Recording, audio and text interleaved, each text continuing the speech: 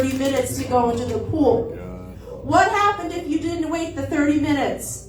You die. You would get a cramp and you would die. Exactly right. 3-foot play pool, you're going to die. You're going to drown. So every day we'd have our snack, we'd sit there, we're looking at the pool, looking at our moms, looking at the pool, looking at the pool. Mom's looking at her watch. 10 minutes. 10 minutes. And I was 14 until I found out that that's a wives' tale. And my poor mother, she freaked out. She came to visit us in, I think it was 2002, and we were building our pool. And like you see some of these pools, in the corner, you might put a table, you put the little benches, and you can eat lunch in the pool. That's nice. I thought my mom was going to have a heart attack when she saw my daughter and wife, having lunch in the pool. She's like, oh my God, is that safe? You can't do that. Like, what should Natalia's going to do? Like, have a chicken nugget and be like, oh! Right? Troll. I love her, but God, the woman was nuts. Natalia was about 5 at that time, and that's a fun age, When who has kids and raised kids, right? It's fun, right, when they're small and you do the cookies for Santa Claus, and you put the cookies out for Santa, and when you're getting ready to, put the toys out, you're eating the cookies, drinking the milk. I actually had friends, I didn't go this far, but they put out carrots, for the reindeer and nibbled them. It's adorable, sweet, sweet memories. Not so much at the Lombardo house in the 1970s. My mom thought what would be a good idea is to leave some soup for Santa. Soup. And, it's Pennsylvania, it's December, so it's cold. Like, it could be reasonable. But we didn't even make the soup. She would literally get out a Campbell's, put it on the kitchen table with a spoon. And I felt so bad. I'm like, this is a very busy night for Santa. It's his biggest night. Now he comes to Lombardo house and has to make his own soup.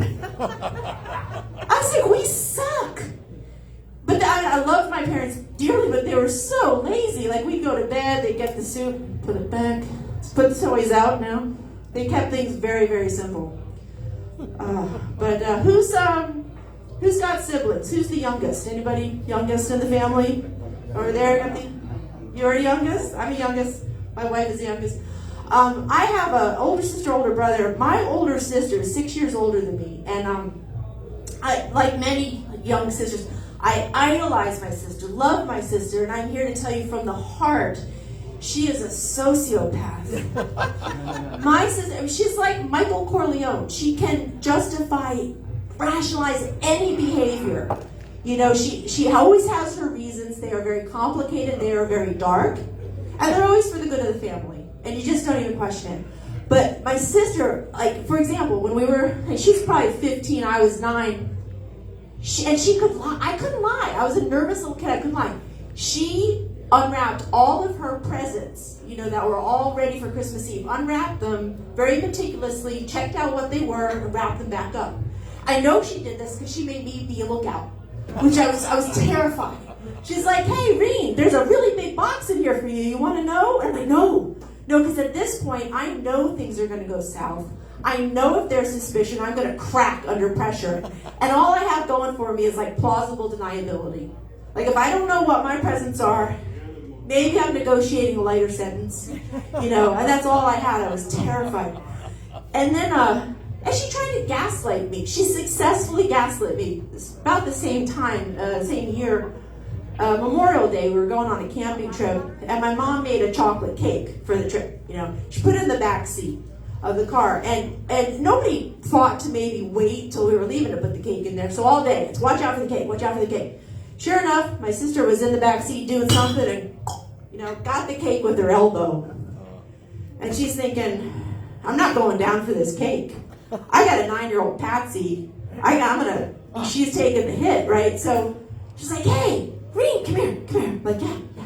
She's like, look at what you did to the cake. I was like, what? No. And she's like, yeah, that looks like it's exactly the size of your knee. Look what you did. I was like, I don't remember doing that. And she's like, well, but do you really remember not doing it? Like, are you 100% sure? Because if you're not sure and you say you didn't do it, it's kind of like lying. And she's freaking me out.